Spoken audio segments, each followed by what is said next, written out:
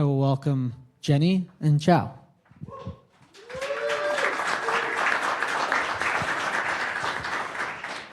Thank you so much. Thank you for welcoming us back here to Austin. The Human Rights Foundation, we are an international human rights nonprofit based in New York City, and our mandate is to focus on authoritarian regimes. And I like to say that the Human Rights Foundation is a very unique human rights organization because what we do is really special. We connect folks like you to dissidents and defenders across the world. HRF's news program, as my colleagues here may have mentioned earlier before, is the AI for Individual Rights program.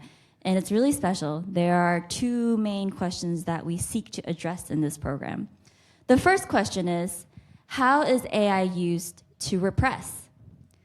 And the second question is, how can AI be used to liberate for freedom? I'm very grateful to be joined here by Qiang. He was born and raised in China, and he was trained as a physicist, and then ultimately decided to go towards activism after the 1989 Tiananmen massacre. He is currently a research scientist at UC Berkeley, and he is the founder and editor-in-chief of the China Digital Times. I encourage you guys to look it up. It is a bilingual news site tracking China's censorship, propaganda, and digital surveillance. And he's been at the forefront of this work for over the past 2 decades, also looking at privacy, circumvention tools, blending data and activism, finding ways to break through the Great Firewall of China. Before we start, I want to kind of give a brief overview about the political landscape in China, right? So China, based on the Human Rights Foundation's political regime classification, the tyranny tracker, China is considered a fully authoritarian regime ruled by the Chinese Communist Party. And we saw and we noticed, based on our interactions with activists, that in China there is no separation of powers, there is no judicial independence, and there is no freedom of dissent. And it is our view that the Chinese government, the authoritarian Chinese government, is a threat. It is one of the most pressing threats to global freedoms, and in particular in the tech industry and the AI industry. And so, Xiao, thank you so much for joining us here in Austin and bringing your expertise. Our first question here today is, from a human rights perspective, can you tell us a little bit more about China's AI-powered surveillance and how it impacts everyday life in China? Actually, not only in China, but those beyond borders, overseas as well. Well, thank you. This is a very special opportunity in Austin and in many sort of tech or freedom tech-oriented audience. And it's also my first time working with Human Rights Foundation, so I'm honored.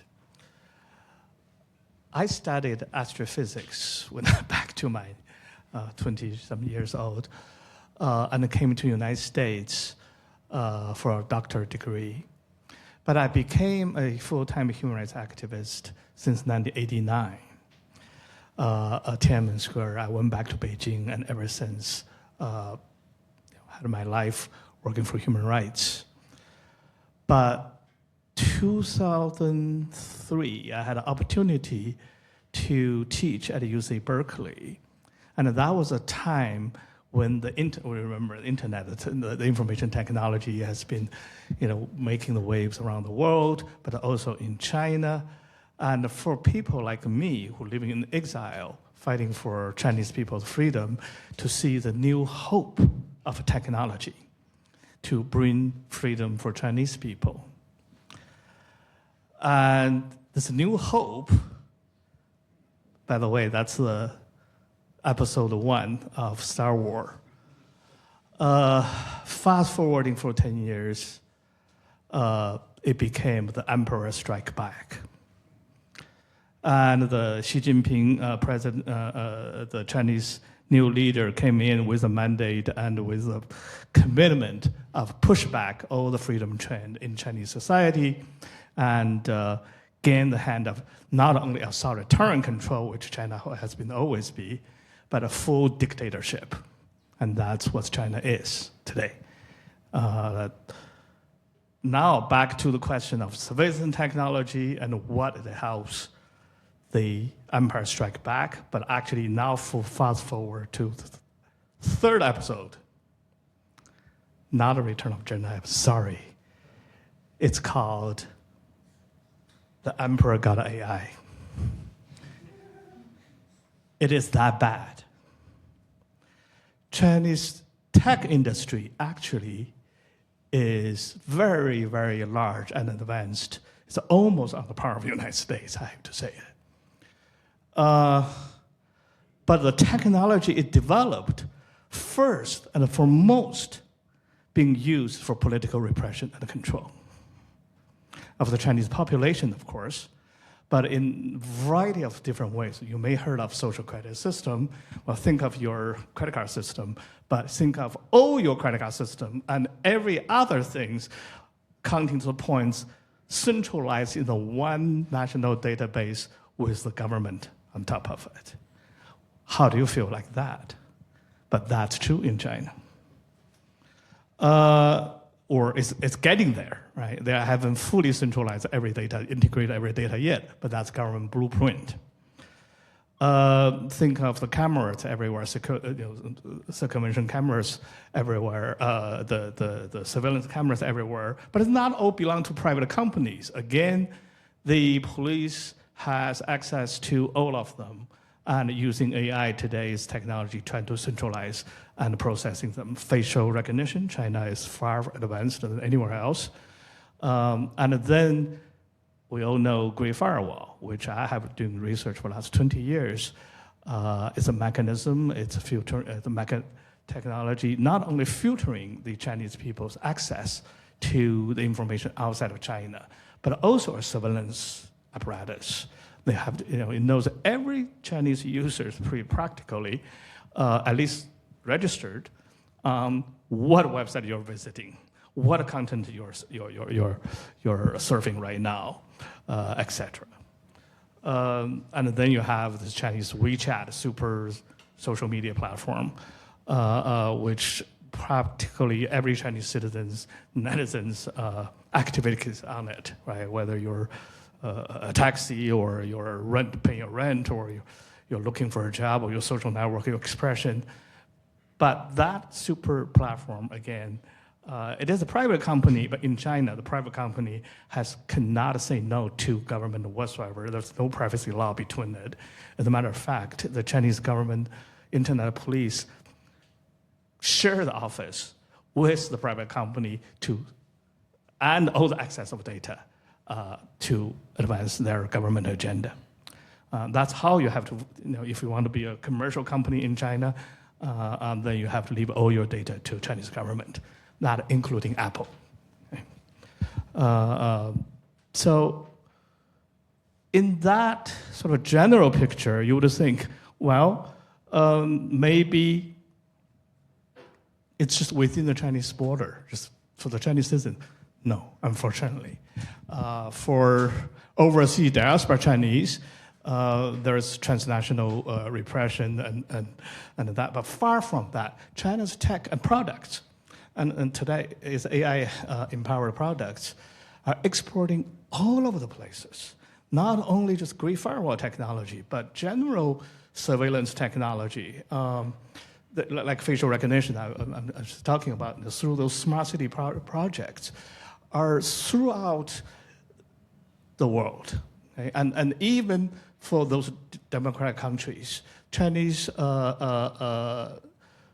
infrastructure, digital infrastructure, data analysis, and then in the purpose of public safety, those technologies have been deployed everywhere, Latin America, Middle East, you name it, Africa, of course. But in those societies which less accountable, the government, the democratic system is weak, well, then there's not enough transparency, accountability. Those technologies are fully being used for targeting dissidents and journalists, civil groups, you name it, if a lack of a private protection in those societies. So this is a very real divide of the different model of governance, digital governance in today's world. There is a Chinese product and there is American product, roughly speaking. Yeah, and it's dividing the world in a very fast speed. This is the world we are facing. Probably I'm speaking to the audience who are trying to bring the bridge or tunnels to tunneling through the two worlds. And I think that's a really great segue. There's only 4 minutes left, but we're in a room filled with friends and allies, folks that are, at the forefront of freedom tech. Based on your knowledge, what do you think everyone here can do to help? I don't know what everybody's expertise, but I think if you have interest, spend this evening with people like us, you're interested in freedom. You're interested in helping people to empower them for freedom.